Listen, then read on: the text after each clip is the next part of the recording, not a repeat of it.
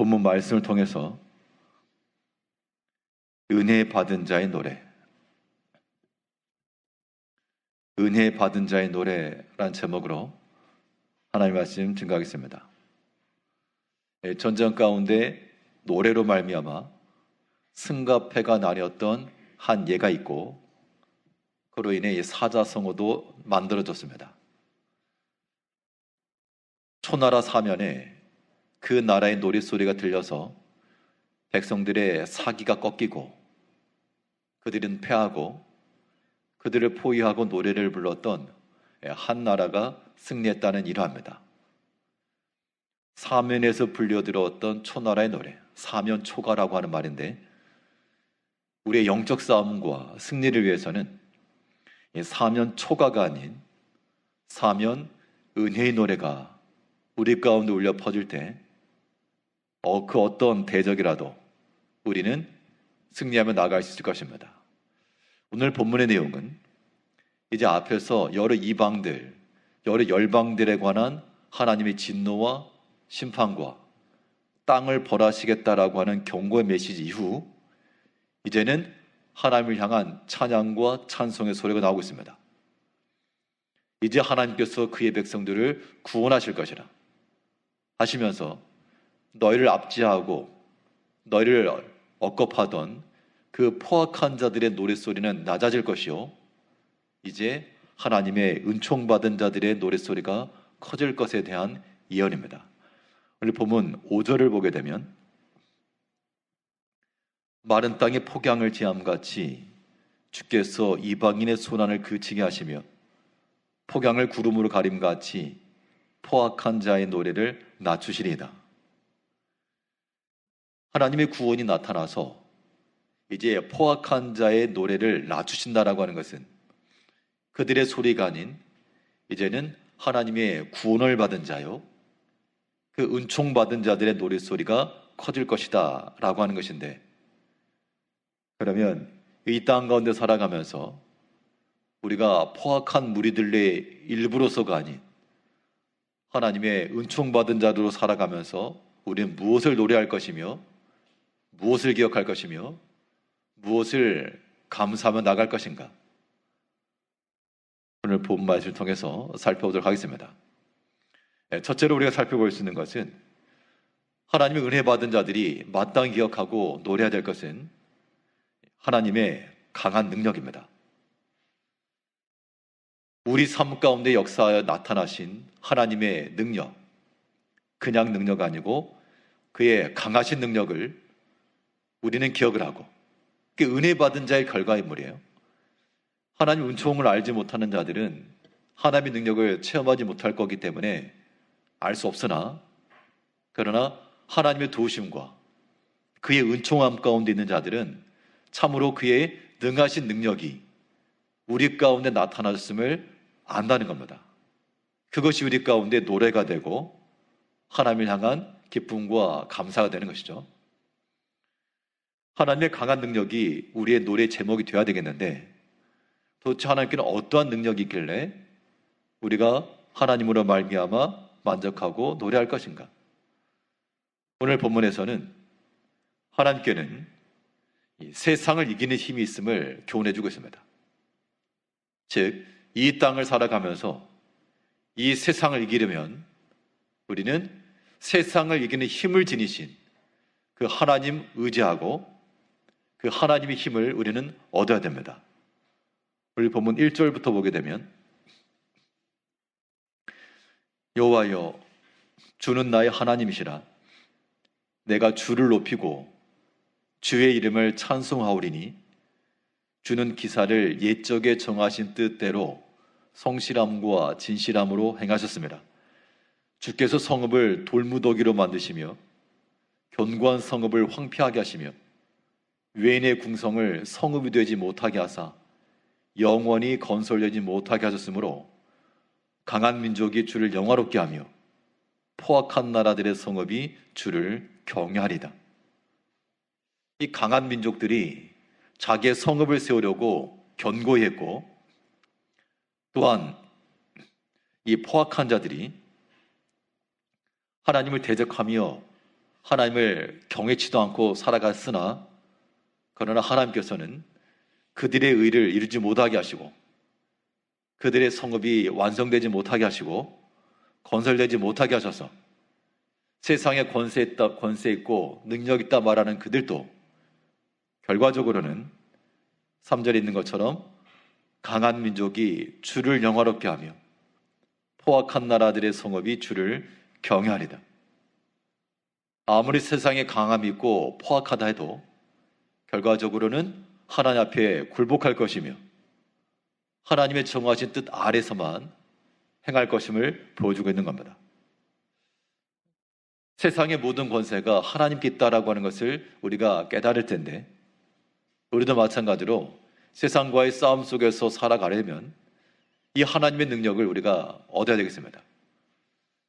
우리는 하나님이 아니기 때문에 이러한 능력이 우리에게 없으므로 그 하나님을 우리의 삶 속에 모시든지 아니면 우리가 그 하나님을 사용하든지 하나님의 힘을 사용하는 방법이 무엇인가? 성경에는 명확히 기록을 해주고 있습니다. 하나님께는 세상을 이기는 힘이 있는데 이 세상을 이기는 힘을 우리에게도 주셔가지고 이것을 가지고 너희가 이길 수 있다. 그 힘이 무엇인가 하면 바로 우리 신앙인들의 믿음인 겁니다.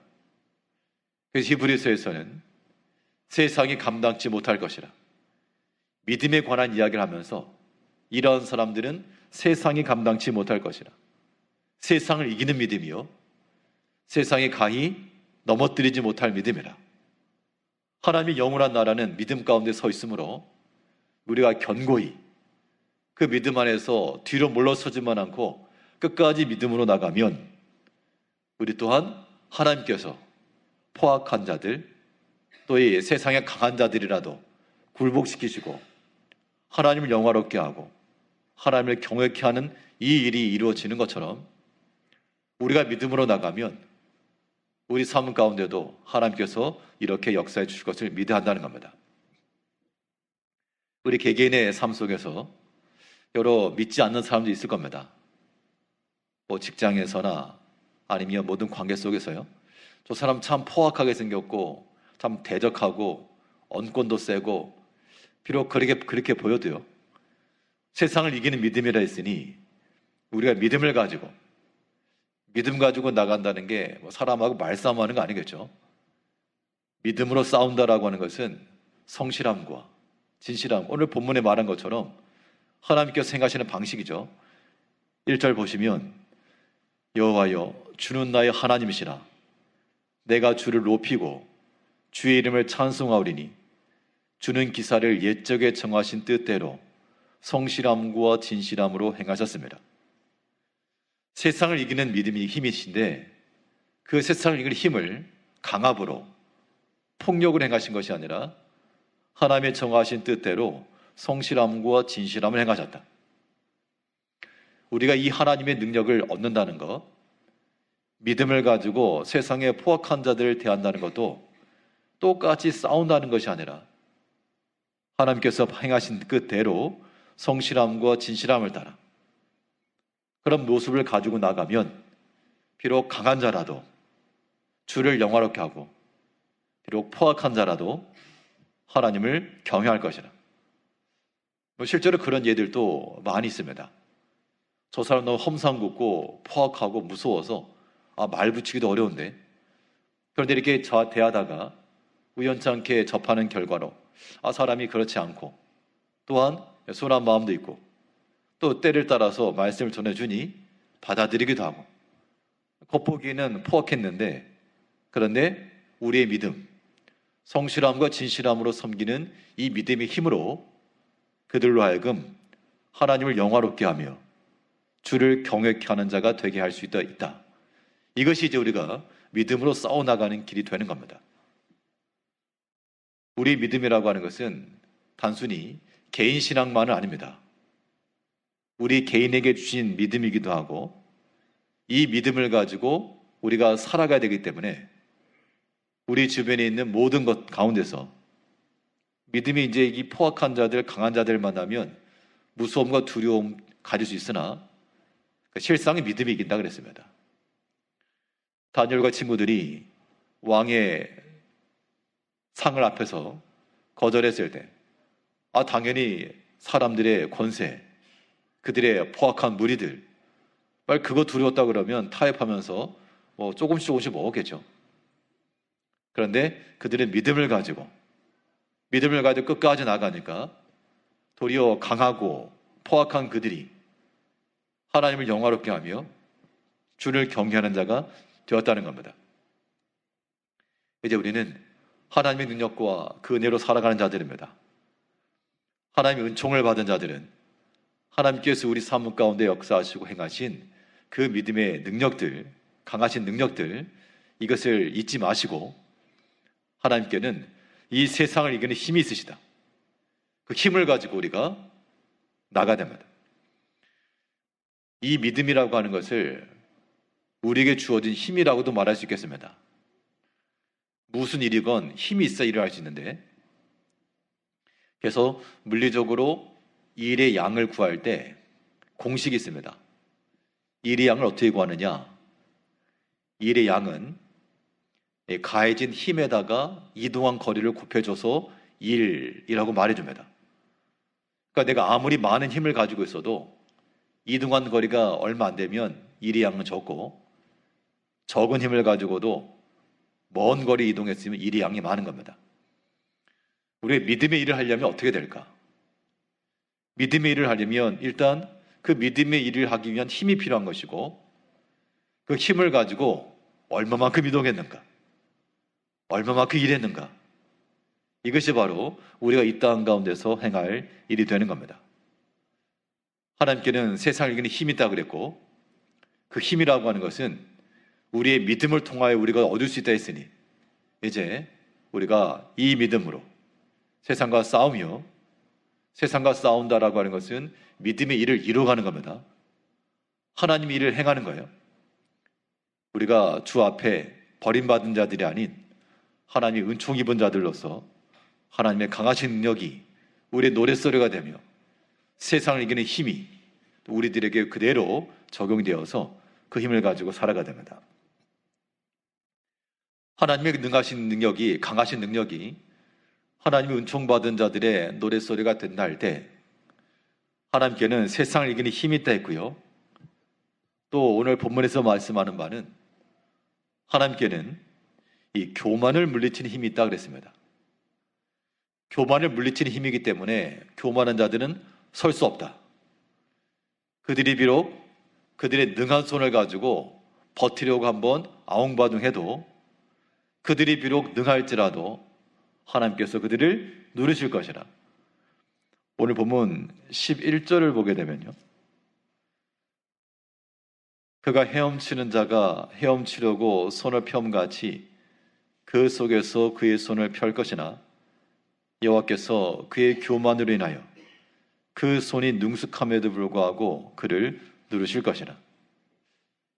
그러니까 교만한 자들, 여전히 하나님 앞에 포악하고 하나님 영화롭게도 하지 아니하며 주를 경외치도 아니하고 믿음의 힘을 가지고 쓰지도 않는 자들, 그들은 헤엄치는 자가 손을 펴서 헤엄을 쳐 나가는 것처럼 비록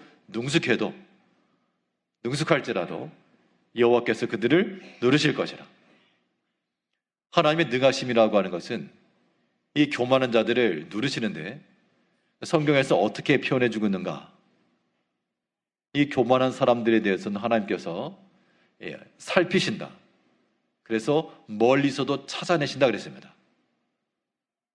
이 교만함이라고 하는 것이 하나님께서 대적하시는 1호가 되기 때문에 그냥 가만히 내버려 두시는 것이 아니고 멀리서도 찾아내신다. 그래서 그들을 낮추실 것이라 했고, 반대로 마음이 겸손한 자들은 하나님께서 은혜를 주시기 위해서 또한 찾으신다. 그들이 비록 걸음더미에 앉았을지라도 그들이 귀한 자리에 앉을 것에 대해서 약속을 해주신 겁니다. 하나님께는 이렇게 교만한 자들을 멸하시는, 교만을 물리치시는 힘이 있다라 그러면 당연히 우리가 어떠한 자가 되어야 되겠는가? 하나님의 은총을 받은 자들은 이런 교만한 자의 자리에 들어가지 않고요, 그 반대 자리. 교만의 반대가 겸손이라고 하는 것을 우리가 아는데, 또 교만은 하나님이 물리치시나 겸손은 은혜가 주신다고 분명히 약속했음에도 불구하고, 근데 사람들이 이 겸손한 자리에 쉽게 안 들어간다는 겁니다. 그대 능숙한 손을 가지고 여전히 교만하여 하나님 앞에서 벗어나 보려고 빠르게 도망쳐 나가는 겁니다. 근데 11절에 있는 것처럼 그 손이 능숙함에도 불구하고 그를 누르실 것이라. 세상에 경험이 많고 지식이 많고 옳은 소리를 해도 교만한 마음을 가지고 있으면 하나님께서 찾아서 누르신다. 하나님 대적하신다는 거예요. 하나님께는 이렇게 교만을 찾아서 물리치시는 강한 능력이 있으시므로 그 힘을 아는 사람들은, 하나님의 은총을 깨닫는 자들은 이 교만한 자의 자리에 앉지 않는다는 겁니다. 그래서 복 있는 사람은 오만한 자 함께 하지 않는다 그랬는데, 우리가 어리석은 자가 돼가지고 이 교만의 자리에 함께하는 경우가 많죠. 교만하다라고 하는 증거를 무엇을 통해 알 수 있을까? 사람이 얼굴에다가 나 교만 이렇게 쓰고 다니지는 않습니다. 다들 겸손의 모양으로 광명한 천사의 얼굴로 이렇게 우리가 다니지만, 이 교만이라고 하는 것이 우리 속에 있다라고 하는 것이 어떤 형태로 표출되는가 하면 성경에서 이렇게 표현해주고 있습니다. 그리고 교만이라고 하는 것이 여러 형태로 말할 수 있지만 하나님께는 교만한 자들을 용납하지 않으시는데, 이 교만한 자들과 동급으로 무엇을 설명했는가 하면 그 이웃을 향하여 은근히 헐뜯는 자, 그 이웃을 향하여 은근히 헐뜯는 자를 내가 용납하지 않을 것이라. 그 교만한 자들을 내가 용납하지 않을 것이라. 그러니까 은근히 헐뜯는다, 이게 무슨 말인가 하면 아닌 척하면서 위하는 척하면서 헐뜯는다는 것인데, 그런 모습들도 다 교만의 일부분이라는 겁니다. 그래도 우리가 마음으로부터 참 좋은 마음을 가지고 참으로 위하는 마음을 가지고, 하나님이 일하시는 방식은 성실함과 진실함이라 그랬으니까 우리가 다른 형제들에 대해서 좋은 마음뿐만 아니라 겉으로 드러난 말이 그러하면 속으로도 동일한 마음이 되어야 되는데, 그렇지 않고 은근히 헐뜯는 자들, 그런 사람들은 겉으로 하는 말들은 겸손의 겸양의 언어이나 그 속에는 높아진 마음이 있어가지고 네가 나보다 낫냐? 이런 거죠. 그런 판단하는 마음을 가지기 때문에 은근히 말로써 헐뜯는다는 겁니다. 근데 하나님께서 그것을 용납하지 않으시겠다. 용납하지 않으신다. 그 교만을 내가 물리치겠다. 우리 마음속에 그 누구라도 마찬가지입니다. 우리 특별히 교회 공동체니까 교회를 구성하고 있는 우리 형제들에 대해서도 우리의 속 마음으로부터 진실하고 속을 꺼내놔도 진실한 그러한 모습을 가지고 서로 대하고 사랑과 선행을 격려하며 위로하고, 그러한 마음이 맞는 건데, 겉으로는 다 천사와 같지만 속으로는 그렇지 않고 감춰놓은 그런 칼날들이 하나씩 있어가지고 알게 모르게 은근슬쩍 찌른다는 겁니다. 축구하면서 심판 모르게 반칙 쓰는 것처럼 하나님 모르실 것으로 알고 내 속마음을 누가 알랴? 내가 말하지 않은 걸 누가 알랴? 그게 이제 교만한 거죠. 하나님도 모른다고 생각했으니 우리가 하나님 꼭대기에 올라 있는 겁니다. 그런 마음을 가지고 나가는 자들, 하나님께서 그러한 자들을 눈이 높고 마음이 교만한 그들을 용서하지 않을 것이라. 하나님 은총을 받은 자들, 하나님의 은혜 가운데 거하는 자들은 이러한 포악한 자의 노래며 또한 교만한 자의 반열에 들지 않는 겁니다. 우리 마음속에는 언제나 하나님 은혜 가운데 겸손한 마음을 가지고, 겸손한 마음이 은혜 받는 길이죠. 그렇기 때문에 은혜 받은 자들이 당연히 교만할 수가 없는 겁니다. 또한 하나님께서 우리에게 주신 모든 관계 속에서 은근히 미워하고 은근히 헐뜯고 은근히 무시하는 그러한 모습들도 우리 마음 가운데 스스로가 알고 있죠. 그런데 그것이 교만이다. 그 눈이 높은 것이며 교만인 것이며 하나님께서 용서하지 않으실 거다 그랬기 때문에 우리가 그런 것들을 좀 두려워해야 되겠습니다. 포악한 자의 노래가 아닌 은혜 받은 자들은 하나님께 있는 이러한 세상을 이기는 힘, 또한 교만한 자들을 물리치시는 그 힘이 있는 줄 알고 우리는 하나님께서 기뻐하시는 바 동일한 세상을 이기는 믿음을 가지고 살아갈 것이요, 또 하나님께 찾으셔서 은혜 베풀기를 기뻐하시는 겸손한 마음을 가지고 이 땅 가운데서 그 강하신 힘과 능력을 의지하며 우리가 살아가야 될 줄 압니다. 둘째로, 은혜 받은 자들로서 우리가 무엇을 노래할 것이며 무엇을 기념하고 감사할 것인가? 하나님의 은총함을 받은 자들은 또한 하나님의 큰 사랑을 노래하고 기뻐해야 됩니다. 그냥 사랑 아니고 하나님의 크신 사랑이에요. 하나님의 사랑 그러면 그냥 일반적인 거. 그런데 하나님의 크신 사랑이라고 하는 것은 이제 우리의 경험치를 말해주는 겁니다. 내가 경험하지 않고 하나님의 크신 사랑이라 말할 수가 없습니다. 하나님의 사랑을 경험하지 않고도 일반론적으로는 하나님은 사랑이시다 말할 수 있겠죠. 중요한 것은 우리 삶 속에, 내 개인적인 삶 속에 하나님의 사랑이 깨달아지고 인지되어지고 그것을 경험하며 살아가는 것이 중요한 겁니다. 하나님께서 어떤 사랑을 우리에게 베푸시는가? 하나님의 사랑을 베푸시는 방식은 우리가 여러 가지 어려움과 고난과 역경을 당할 때 우리에게 피할 길을 주시는 하나님이시라는 겁니다.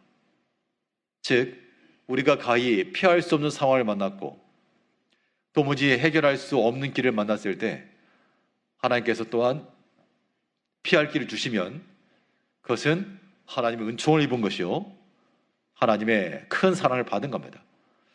오늘 본문 4절을 보게 되면 주는 포악자의 기세가 성벽을 치는 폭풍과 같을 때 빈궁한 자의 요새시며 환난을 당한 자의 요새시며 폭풍 중에 피난처시며 폭양을 피하는 그늘이 되셨사오니.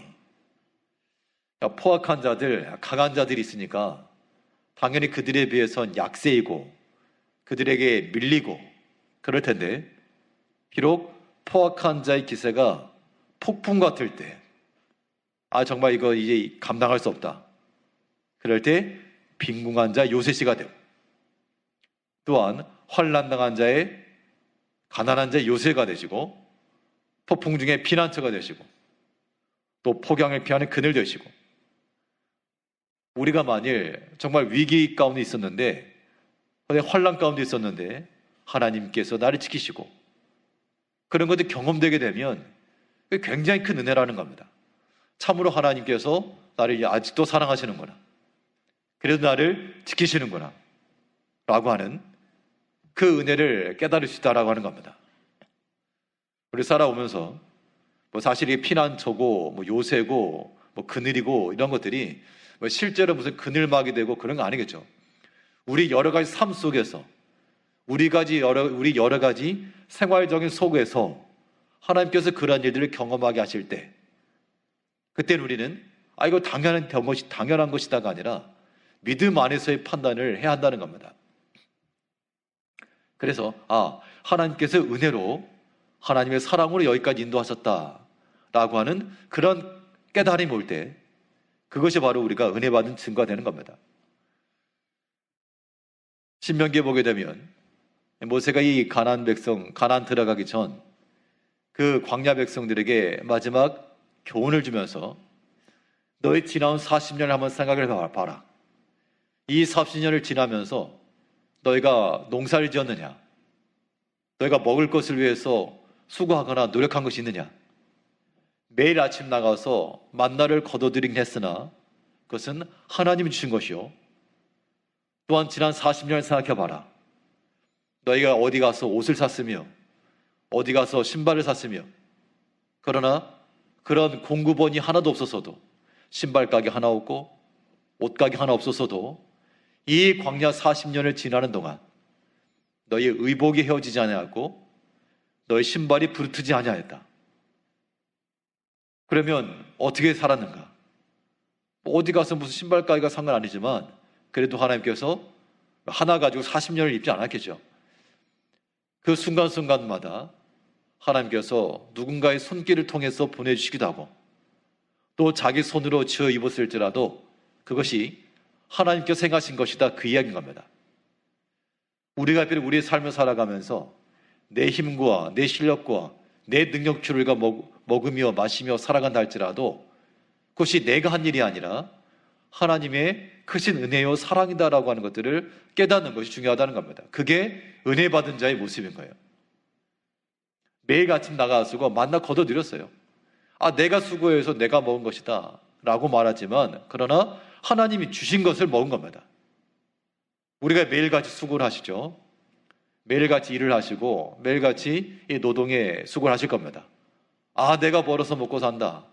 물론 그 말도 틀린 말은 아니지만 그러나 이 또한 하나님이 주신 것인 줄 아는 사람이 하나님 앞에 은총받은 자의 모습이라는 겁니다. 또 그런 마음을 가지고 있어야 하나님 앞에 지극히 감사하며 살아갈 수가 있어요. 그 40년간 어디 가서 신발 살까, 어디 가서 옷을 살까 그런 거 한 번도 생각해 보지 못했어도 하나님이 생각지 않은 것을 통해 또 길을 여시고 피할 길 주시고 이것이 하나님의 역사하시는 방식이었다는 겁니다. 우리가 하나님의 은혜를 입는다는 것도 이와 마찬가지인데요. 하나님이 행하신 일들을 보게 되면 사람이 계획하고 어떤 일을 세워서 되어지는 일들보다 물론 그렇게 계획적으로 일을 세워서 일이 되죠. 그래서 실상 돌이켜보면 전혀 계획하지 못하고 전혀 생각지 못했던 방식으로 하나님께서 일하시고 역사하시고 은혜 베푸시는 경우가 있다는 겁니다. 내가 뭘 계획하고 한 게 아닌데 그런데 지나다 보니 행하다 보니 하나님께서 또 이렇게 행하게 하시는구나. 하나님께서 또 이렇게 살게 하시는구나. 그런 것들 경험할 때가 있다는 겁니다. 그러면 그게 하나님의 은혜가 되는 거예요.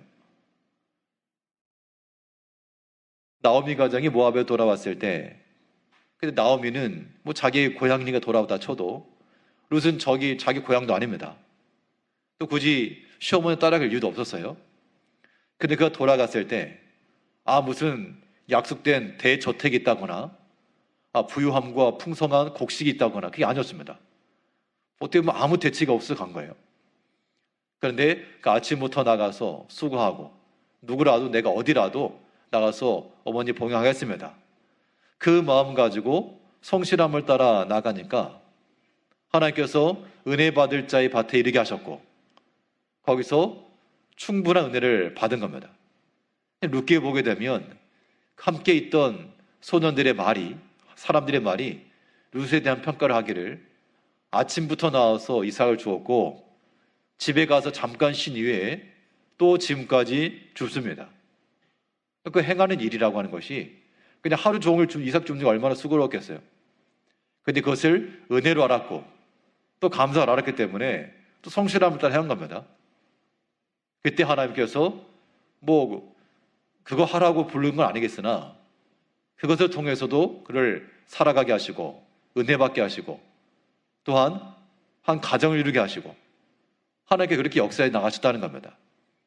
우리가 하나님의 은총 가운데 나아간다라고 하는 것 분명 우리의 삶 속에서 우리 예정된 것, 계획된 것, 우리의 생각하는 것 그것을 행해 나가는 것이 우리의 필요하지만 또 하나님께는 우리가 열린 문을 둬야 됩니다.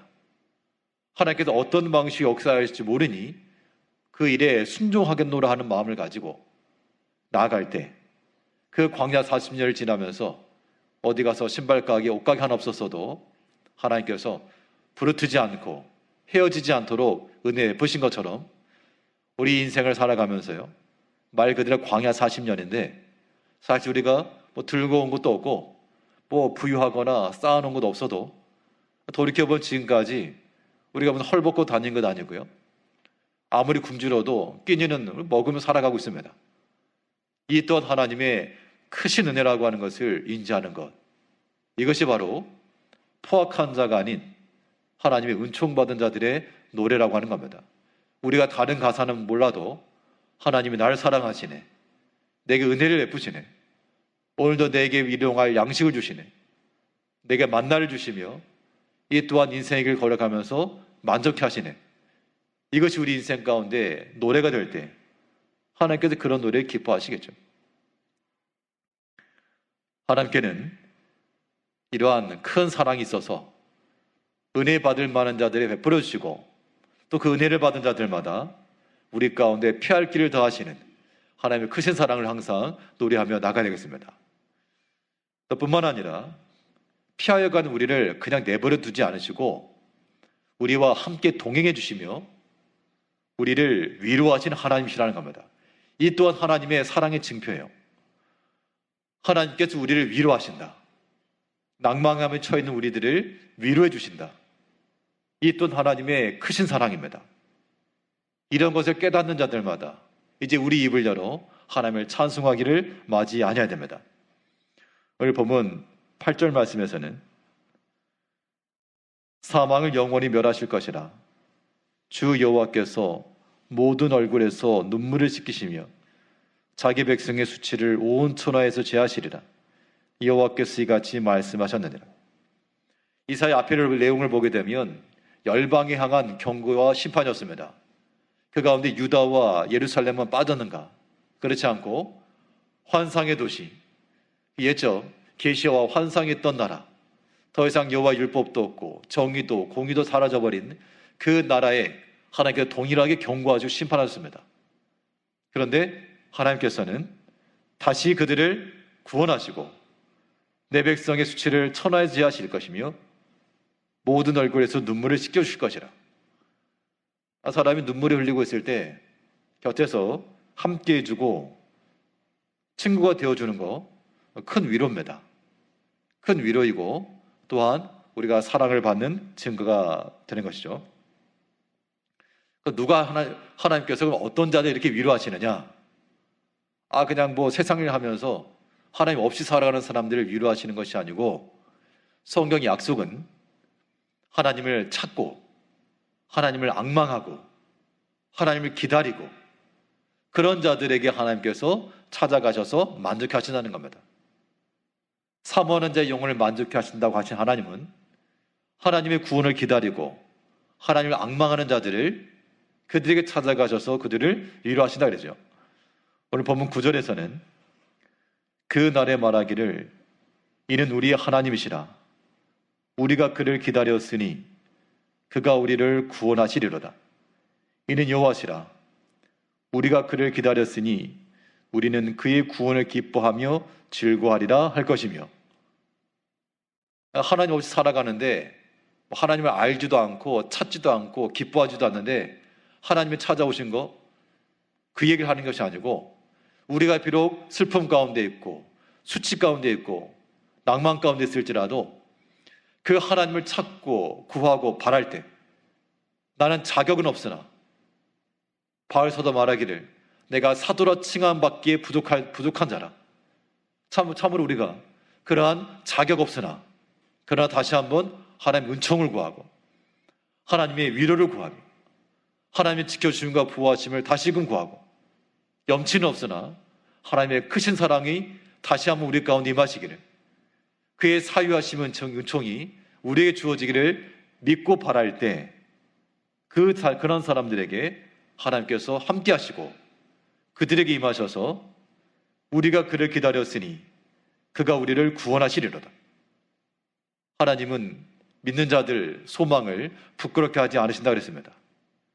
우리가 비록 낭망할지라도 하나님 향한 소망을 여전히 지니시고 하나님을 기다리고 찾으시고 의지하면 하나님께서 분명 그 믿음과 소망 속에 역사해 줄 것이 분명합니다. 그 믿음이 있고 아마 이게 믿음이 좋으면 아무 어려움 없을까? 절대 그렇지 않습니다. 우리가 아무리 믿음으로 살아가도요, 우리 마음 가운데 좀 근심할 일 많고 낭망할 일도 참 많습니다. 성경에 보면 바울 사도가 성경에 기록된 대로 바울도 사람이었으니까 생각도 막한 생각이나 그런 것도 있었겠죠. 그런데 그 바울 사도와 같이 믿음으로 살았던 사람인데 근데 그들도 큰 환난을 받았고요. 마음에 크게 낙심을 하였고, 그때 하나님께서 그들을 어떻게 위로하셨다 그랬는가? 특히 고린도 교회 관련해서 이 고린도 교회만 생각하면 너무 슬프고 마음이 상하고 그랬는데, 하나님께서 그들을 어떻게 위로하셨는가? 낙심한 자들 위로하시는 하나님이 디도의 오므로 우리를 위로하셨으니, 그러니까 디도라고 하는 사람이 와서 우리에게 소식을 전해주었는데 그 소식이 마치 하나님이 우리를 위로하시는 것 같았다, 그 얘기였습니다. 디도는 하나님이 아니거든요. 그 소식을 가져왔던 그 사람인데, 그런데 그 사람이 이야기를 듣고 낭망한 자들 위로하시는 하나님이 이 사람을 통해서 우리를 위로하셨다. 하나님께서 우리를 그렇게 위로하신다는 겁니다.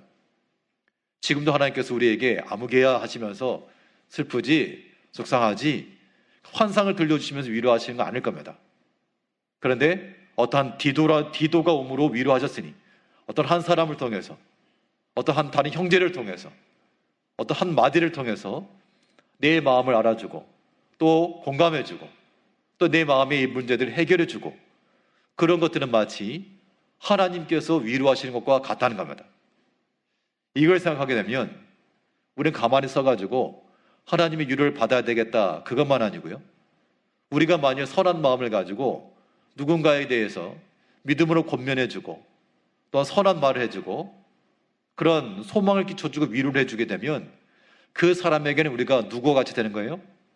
하나님과 같이 되는 거죠. 하나님이라고 하는 건 아닌데 하나님이 위로하시는 것 같은 그 믿음을 준다는 겁니다. 그것이 중요한 겁니다. 그래서 우리가 주변에 낭망한 자들, 어려움 당한 자들 부지런히 찾아가고 또 위로해주고 권면해주고 하는 거, 이것은 디도의 오므로 바알과 그 일행들이 하나님이 위로하신 것 같은 위로를 받은 것처럼 우리의 믿음 형제들을 위한 그 위로와 사랑 또한 그런 일을 하기에 충분할 것이라고 하는 겁니다. 이 땅을 살아가면서 하나님의 은총을 받은 자들, 하나님의 은혜를 받은 자들의 노랫소리는 무엇인가? 우리 모든 신앙인들은 하나님께 있는 강하신 능력과 또 우리를 향하신 하나님의 크신 사랑을 기억하면서 세상을 이기는 믿음이 우리 가운데 임하도록, 뿐만 아니라 우리는 항상 겸손한 마음을 따라서 하나님께서 우리를 위로하시고 또한 피할 길 주시고 날마다 우리에게 필요한 양식과 은혜를 더하실 줄 믿으시고 끝까지 어떠한 때라도 낭망치 않고 하나님이 베푸시는 그 은혜로 인하여 만족하며 살아가시는 모든 은총받는 자요 은혜 받은 자의 노래를 하며 살아가시는 성도님들 다 되시길 바라겠습니다. 예, 기도하겠습니다.